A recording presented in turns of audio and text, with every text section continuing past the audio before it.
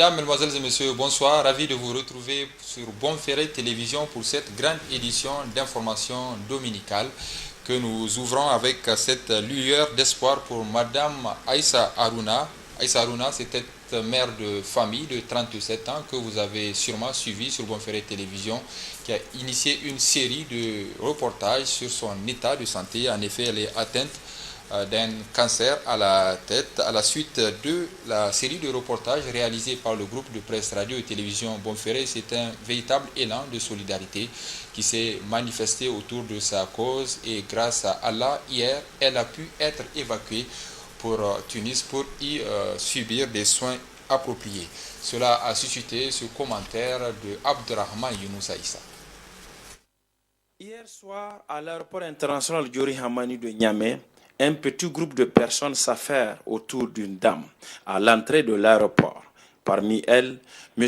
Hamadou Moussa, secrétaire général adjoint du ministère de la Santé publique. On est venu accompagner jusqu'à l'aéroport Madame Aïssa Harouna, qui est hospitalisée à l'hôpital national de Niamey.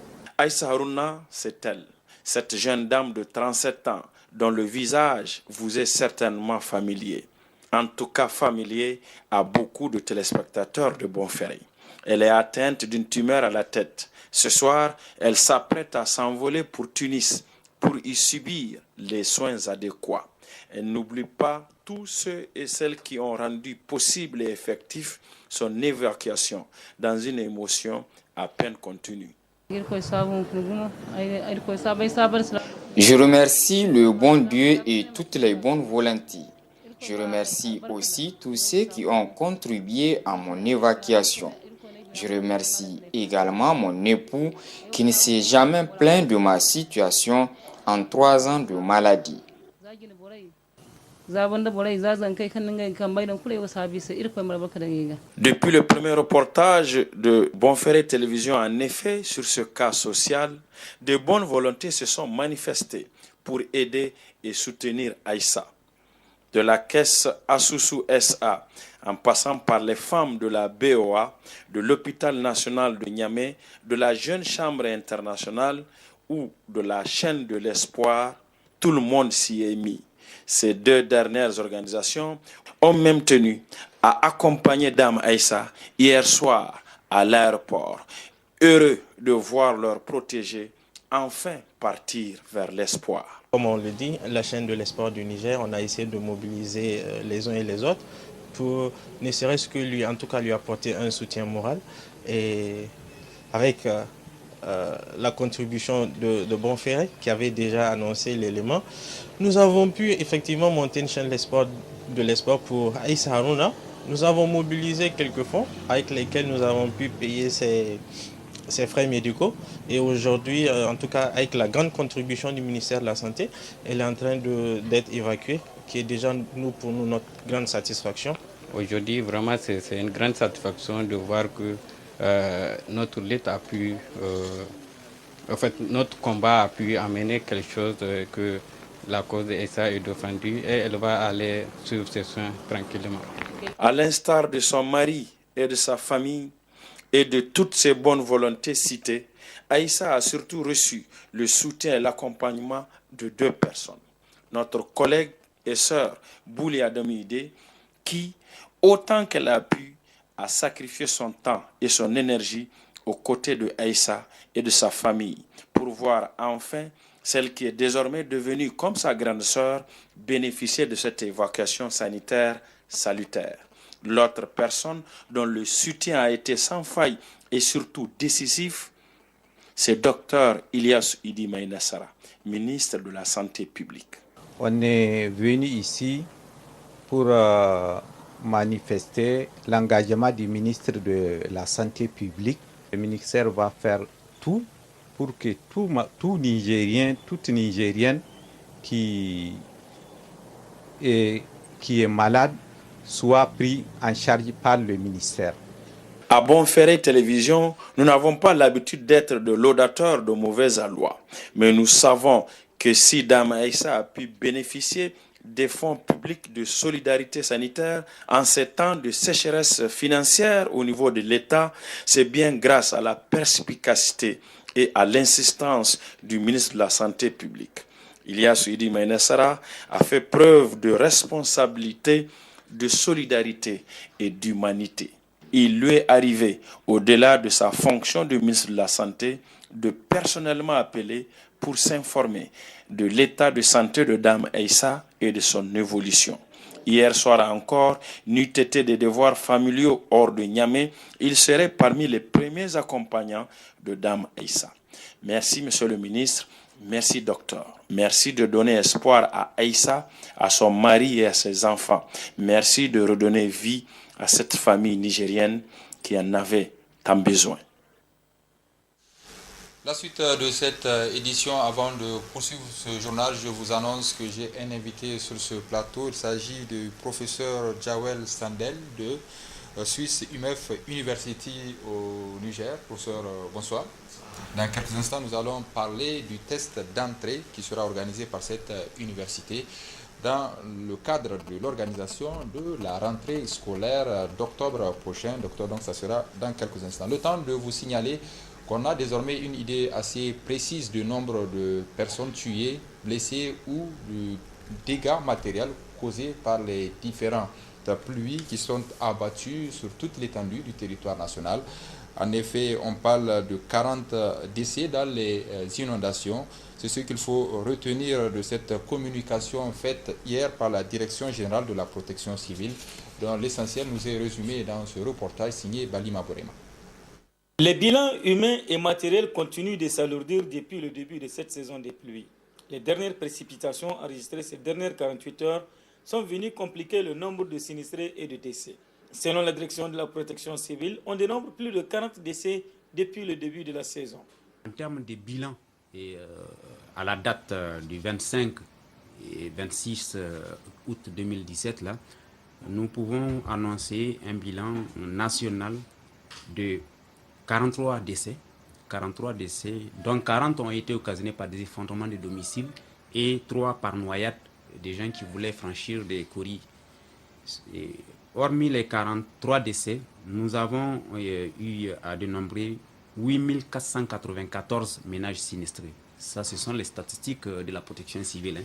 8494 ménages sinistrés qui comportent 68 236 personnes. Niamey, la capitale, reste la plus touchée avec 16 morts et plus de 8000 personnes sinistrées.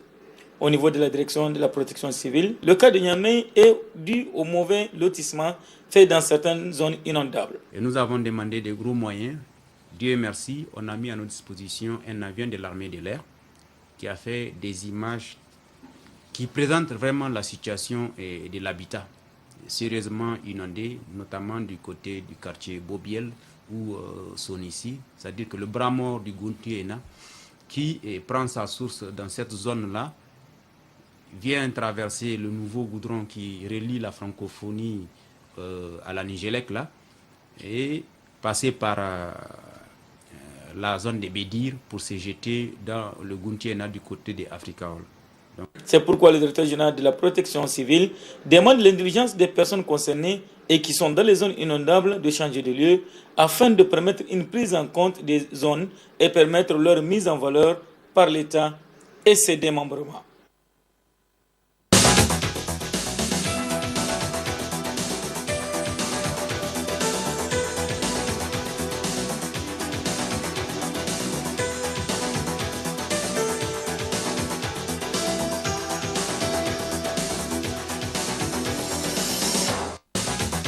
Professeur Jawed Sandel, bonsoir. Bonsoir. Nous en parlions il y a quelques instants. C'est demain que votre université, je rappelle, c'est Swiss UMF University au Niger, va organiser le test d'entrée pour cette université. Pouvez-vous un peu nous parler d'abord des candidatures? Vous avez reçu combien de candidatures pour ce test d'entrée et comment tout cela va se passer demain? Je vous remercie beaucoup pour votre invitation. En fait, comme tout le monde presque sait à Niamey, nous avons un test d'entrée demain. On commence à 7h30 et le test d'entrée ça va durer environ 3 heures. Nous avons environ 300 candidatures au niveau du programme de bachelor, licence, qui vont commencer leur test d'entrée. Les personnes qui vont réussir, ils vont continuer leurs études au mois d'octobre. On peut avoir le profil un peu de ceux qui ont postulé En fait, il y a plusieurs niveaux. En fait, la moyenne de bac, si on peut prendre comme ça vient environ 16. C'est déjà très, très bien, parce que 16 avoir 16, je pense, c'est pas évident. Et puis, au niveau on a un peu de tout le niveau de branche, de section. Mais nous, notre test est pris pour le niveau de formation faculté de droit et diplomatie, ainsi que faculté de management, la gestion. Alors, après ce test, comment cela va-t-il se passer? Ceux qui seront admis à ce test?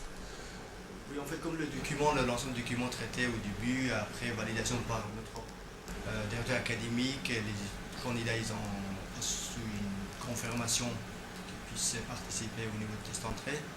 Après passer les examens de test d'entrée de 3 heures, ils auront environ dans 10 jours ou 8 jours environ, en ce moment, la confirmation.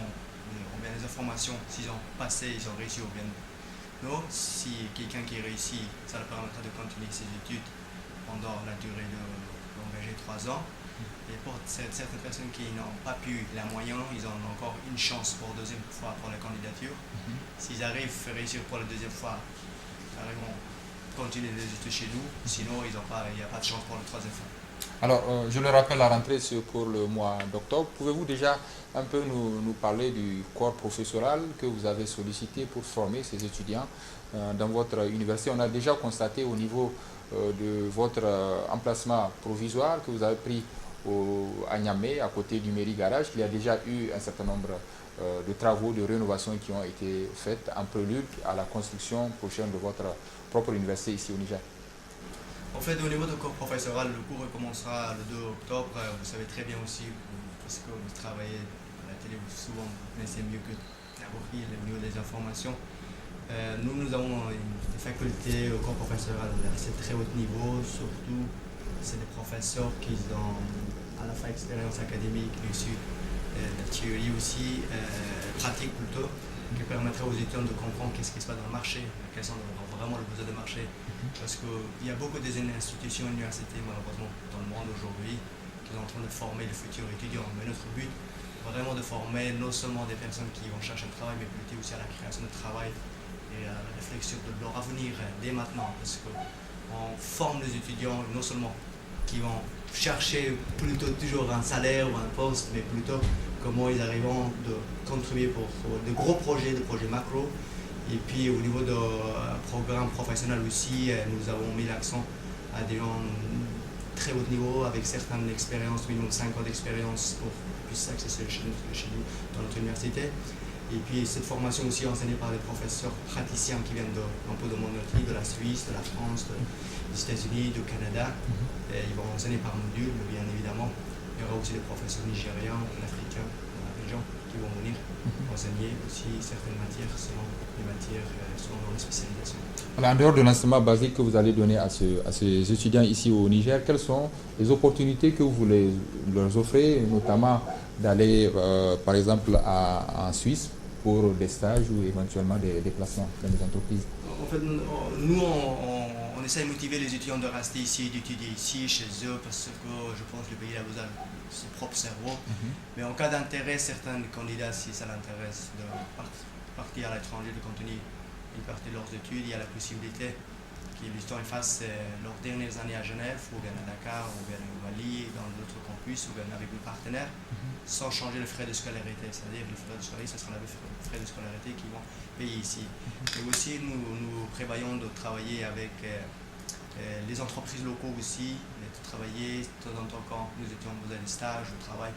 Comme ça nous permettra d'envoyer vers ces entreprises pour faciliter encore pour les étudiants aussi certains stages. Mais nous, notre philosophie non seulement de former, comme tout à l'heure je mentionnais, nos étudiants qui cherchent un travail, plutôt peut-être certains qui cherchent un travail, mais plutôt la philosophie aussi de la création de travail, créer leur propre entreprise, créer leur propre institution. Comme ça permettra à la fois d'aider nos étudiants eux-mêmes et aussi aider l'économie du pays aussi. Parce que si tout le monde cherche un travail, un jour il n'y aura plus de travail parce que tout le monde cherche. Je pense que toutes les institutions doivent mettre cette philosophie de aussi former les jeunes sur sur le besoin du pays et puis avec une perspective de comment vous pouvez développer votre propre entreprise. Restez avec nous, professeur. Nous reviendrons dans quelques instants à vous pour la suite de cet entretien.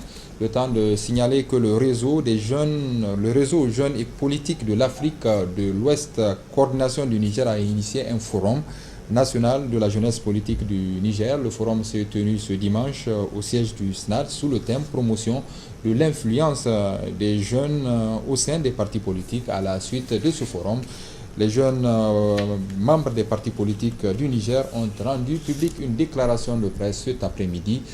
Ce forum et cette déclaration de presse nous sont résumés ici dans ce reportage signé Souleymane Ousmane.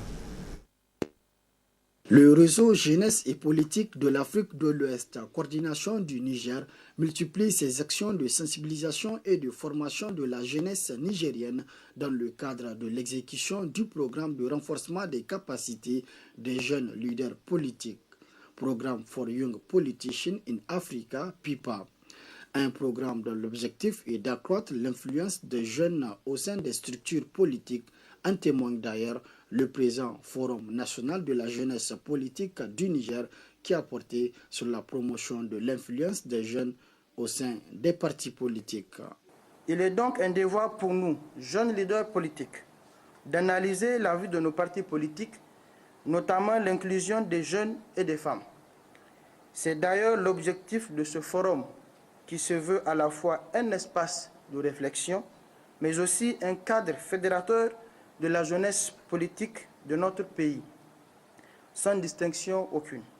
Cela est d'autant plus capital pour que nous restions convaincus que c'est dans la synergie de nos intelligences et de nos efforts que réside l'avenir de la jeunesse nigérienne en particulier et africaine en général. Ensemble, le coordinateur du PIPA et la marraine ont salué et encouragé ces jeunes de leur noble initiative et prodigué des sages conseils aux jeunes sur leur rôle et responsabilité dans le développement du pays. Je voudrais donc saluer cette initiative de la section nigérienne de ce réseau qui se veut panafricain, parce qu'il me semble que c'est un des moyens pour institutionnaliser la concertation et le dialogue entre les jeunes au Niger dans le cadre de la construction et de la consolidation de la démocratie.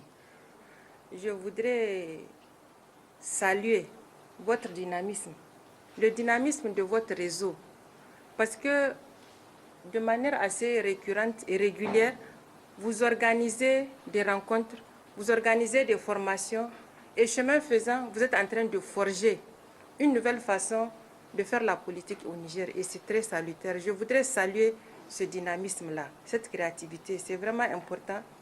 Et je voudrais également vous exhorter à aller dans le même sens constamment, mais vous demander aussi de faire en sorte que l'on voit l'empreinte de ce dynamisme-là sur la scène politique nigérienne et dans le renforcement de la démocratie dans notre pays. Pour sa part, dans ses propos introductifs, le secrétaire permanent du CNDP a réaffirmé son engagement à accompagner le réseau.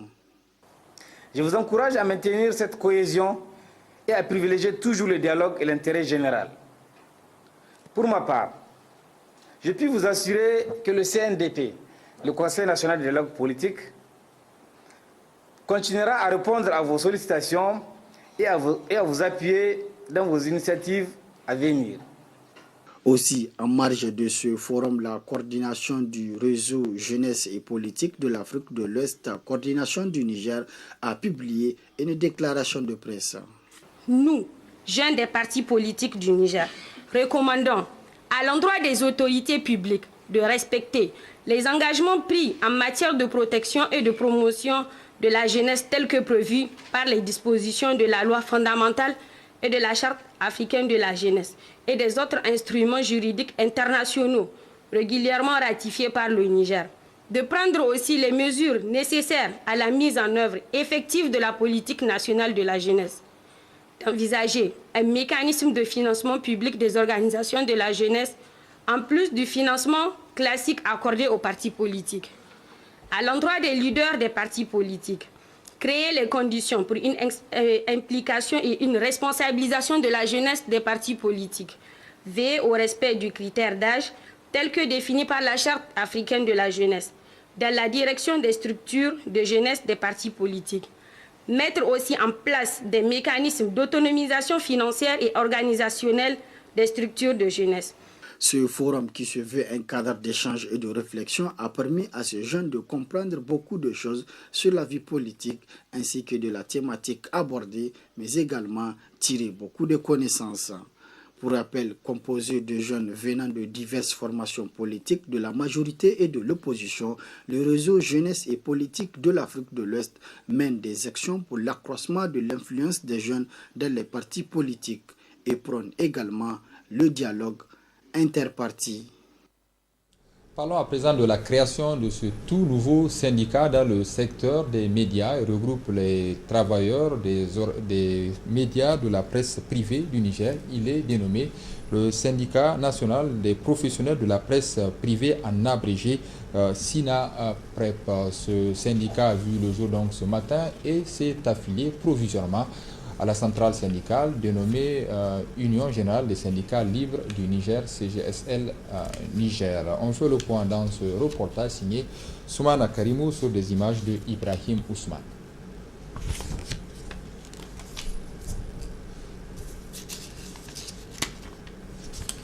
Nous avons visiblement quelques soucis techniques avec cet élément. Nous y reviendrons dans quelques instants. Le temps de vous donner cette fois-ci des nouvelles du Hajj 2017 avec le séjour effectué par les invités du roi d'Arabie Saoudite, invités parmi lesquels font partie une délégation du Niger. Parmi cette délégation, Ibrahim Yero de la radio et télévision Bonferré. Il nous fait ici le point de leur séjour à la Mecque. Édition du pèlerinage 2017. Ils sont quelques 2400 invités du roi Salman bin Abdelaziz Al Saoud, venus de 70 pays, dont un millier de la Palestine. 1100 personnes, dont le groupe de 20 Nigériens, composé de 16 hommes et 4 femmes, sont logés dans cet hôtel de haut standing appelé Mourjan. Une mosquée se trouve même à l'intérieur de l'hôtel pour les prières quotidiennes.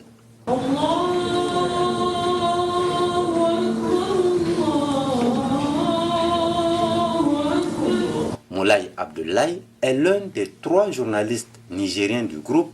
Il est directeur de publication du journal Le Soleil. Moulay est comblé. Vraiment, c'est le lieu pour moi de saluer les initiateurs de ce programme-là. Et je remercie le bon Dieu, en tout cas, d'avoir été éligible à ce programme-là. Djibril Ismaël Karanta est le chef de délégation des invités nigériens. Il est par ailleurs un des imams de la grande mosquée de Niamey.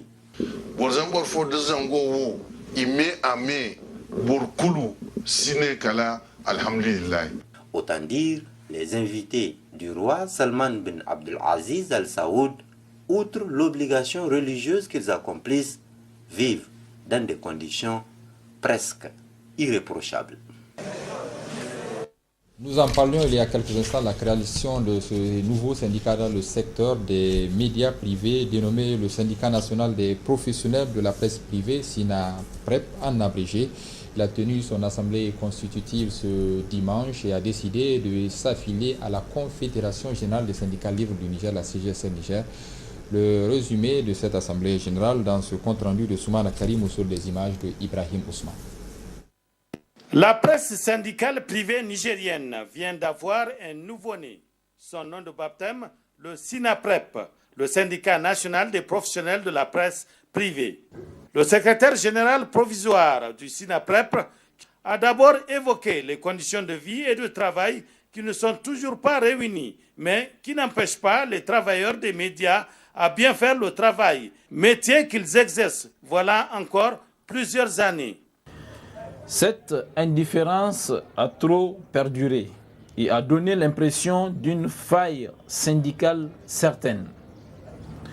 Pour illustration, le manque de statut et de règlement intérieur dans la plupart des organes de presse privés, l'absence de délégués du personnel, le retard dans le paiement des salaires, voire l'accumulation d'arriérés de salaires. Pour l'heure, il s'est affilié provisoirement à la CGSL Niger en attendant la tenue de son premier congrès. Il y a énormément de difficultés dans votre secteur et qui ne sont pas des revendications, ce sont des droits acquis, c'est-à-dire des droits qui sont consacrés par des textes. Les représentants des délégués du personnel, l'immatriculation du travail à la Caisse nationale de sécurité sociale, le paiement des salaires à terme échu ne sont pas des revendications. Pour Mokhtar Kainé, cette révision de leur situation ne peut être possible que par la mobilisation, la sensibilisation et la formation des travailleurs des médias privés. Il s'agit de les amener à s'interroger et à répondre sur les faits et sujets les concernant. Avoir des opinions, un jugement indépendant. Développer l'esprit de partage, d'expérience et de tolérance. Demande à tous les confrères journalistes de la presse privée d'avoir foi et surtout croire en cette structure syndicale, le SINAPREP. Avant de boucler ce journal avec un mot de sport, je reviens à vous, professeur Jawed Sandel, pour parler à nouveau de Swiss UMF University of Niger. Parlez-nous à présent de ce projet que vous avez de construire votre propre infrastructure ici au Niger qui devrait accueillir les installations de l'université. Oui, en fait, comme au début on avait expliqué il y a quelques temps, nous avons actuellement dans le campus que nous sommes, c'est un campus provisoire parce qu'on ne voulait pas perdre de temps, 1 année ou 2 ans, et la raison pour laquelle on est provisoirement ici. Mais nous sommes en communication avec les autorités nigériennes. Nous avons présenté un projet assez important au niveau de non seulement la contribution à long terme, mais aussi les investissements, la création de travail, pour avoir un terrain de construire l'ensemble de besoins d'un vrai campus universitaire pour le centre de la recherche, différentes facultés, les bâtiments administratifs, centres de loisirs et ainsi que le logement pour certains étudiants qui viennent de d'autres pays voisins dans la région. Et nous sommes actuellement en train de préparation d'un projet au niveau d'architecture pour présenter aux autorités nigériennes. En cas de validation, s'il y a un terrain accessible qui mettra à notre disposition, nous allons construire notre propre campus avec des investissements assez importants qui permettra aux Nigériens ainsi que pour la région aussi d'avoir un centre d'excellence. Parce que nous ne sommes pas une université traditionnelle, nous sommes un centre d'excellence qu'on appelait centre d'excellence de Niamey qui permettra à des jeunes et professionnels pour suivre non seulement une formation de qualité, mais aussi d'un environnement assez raisonnable pour qu'ils apprennent, faire des échanges entre eux et puis amener aussi certains de nos étudiants qui viennent des autres campus à Niamey aussi pour certaines durées, courtes durées, pour faire des échanges ensemble, espérant avoir rapidement l'accord des autorités pour qu'on puisse construire notre propre bâtiment en fait. Et pour faciliter l'admission des étudiants dans votre université, il y a toute une série, une catégorie de bourses que vous leur offrez. Oui, en fait, nous avons des bourses d'études à 100% pour des étudiants qui méritent toujours, des bourses d'études à 60%, ainsi que les bourses d'études aussi à 40%. Et puis, certaines personnes qui ne méritent pas, ils doivent payer à 100%. Et puis encore, vraiment une bonne nouvelle pour des professionnels, surtout pour le programme de master. Nous avons prévu de faire un préfinancement pour le master, c'est-à-dire que des professionnels ou des jeunes qui n'ont pas de moyens de payer des frais de scolarité pour leur formation de master, nous avons mis un système préfinancement sans intérêt et puis ça leur permettra de continuer leurs études dans une université de qualité comme nous autres et puis contribuer pour le pays en fait. Et c'est aussi des bonnes nouvelles pour les professionnels. Merci professeur d'être passé dans ce plateau de radio et télévision Bonferré pour nous parler de votre université. Un dernier rappel, le test d'entrée c'est demain, ce sera demain 28. D'accord. Merci beaucoup. Bouclons ce journal avec un mot du sport avec ce samedi soir à l'Académie des arts martiaux de Niamey où la 3e édition du championnat national de handball s'est clôturée. En homme, c'est l'AS Police de Niamey qui a eu raison de l'AS Laban, tandis qu'en dame, l'AS Garde nationale a déclassé l'AS Laban sur le score de 23-15. A noter que 7 des 8 régions de notre pays étaient à ce grand rendez-vous annuel du handball nigérien. Résumé ici dans ce reportage de Abdul Aziz Mahamadou et Abdul Aziz Jibrila.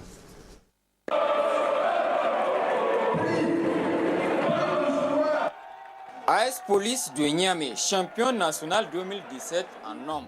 Les policiers ont dominé AS Laban 25-21 en finale de la 13e édition du championnat national de handball au sortir d'une finale âprement disputée. Les deux entraîneurs se réjouissent du niveau de leur poulain. Cette année, c'est vraiment une particularité où le championnat s'est déroulé durant 3 jours. Et durant ces 3 jours-là, les matchs en tout cas, vraiment été intenses. Pratiquement toutes les équipes ont un très bon niveau. Du coup, vraiment, ça a joué sur les joueurs qui n'ont jamais eu en tout cas, ce genre de compétition. 3 ans de cela, ces enfants-là, ils étaient sous les gradins. Ils sont en train d'applaudir leurs grands frères. Et aujourd'hui, ils sont en finale en championnat national. Là où la gendarmerie, la garde nationale, ils ne sont pas là. Et tu vois, Dieu merci, moi je fais éliminer la garde nationale. C'est une fierté. C'est une fierté pour moi parce que mes enfants, ils ont aussi géré jusqu'à aller en finale. En dames, l'AS Garde nationale du Niger, l'équipe expérimentée et physiquement apte, a fait parler son expérience en déclassant AS Laban 23-15. Le finaliste malheureux félicite ses joueuses et les dirigeants qui ont cru en eux. Moi je pense à Blaziz, on n'a pas perdu parce que tu fais partie des cédons qui m'ont soutenu. Cette équipe, elle a été créée devant toi, tu étais là. Tu étais le grand frère dont j'appelle tout le temps sur mon terrain. En 2013, tu as fait même un reportage sur mon terrain. C'est des pépinaires qui viennent d'une école de handball, qui ont grandi. Tu comptes de 2013 à aujourd'hui, ça fait combien d'années? Les filles là ont grandi. C'est des filles de 14 ans. Et face à des vieilles, que moi je les ai même trouvées jouer, qui est le coach. Aujourd'hui, moi j'ai gagné presque la Paris. Parce que mes enfants, ils étaient en finale. Ils n'ont pas démérité. Je vais encore les encourager parce que le travail a payé. Je suis en finale en dame et en homme. Et je veux remercier le bon Dieu. Et je veux dire, bon vent à mes petites filles. Je vais encore les encourager. Et je veux remercier à tous ceux qui m'ont aidé. Ma famille, mes amis, et un autre sponsor qui a cru en nous, qui a pu nous accompagner du début jusqu'à la fin. Je dis merci à tout le monde. Et merci à Aziz, toi qui nous a tout le temps soutenu, qui nous a tout le temps filmé, encouragé les petites filles. Voilà, le fruit à payer. Aujourd'hui, alhamdoulilah. Que du bonheur, que du bonheur. C'est vraiment un grand plaisir et un honneur d'avoir remporté le titre de champion du Niger 2017. Dès le début, moi, j'ai senti cette équipe. C'est une équipe qui a des grandes joueuses. Et elles ont un état d'esprit, donc moi je pense qu'elles ont été à la hauteur. Il faut peut-être un peu plus d'investissement de la part des dirigeants et un accompagnement des autorités pour que ça puisse vraiment se développer comme on le souhaite. Un grand remerciement, ils se sont investis corps et âme pour que nous puissions faire une bonne prestation, que nous leur adressons nos très vives félicitations. Auparavant, la présidente de la Fédération nigérienne de handball a salué l'état d'esprit dans lequel l'édition 2017 s'est déroulée. Après 4 jours de compétition, nous voilà par la grâce du Tout-Puissant à la fin de notre premier championnat, de notre première mandature. 4 jours durant lesquels les uns et les autres ont certainement échangé et appris davantage sur les contours de la pratique du handball au Niger.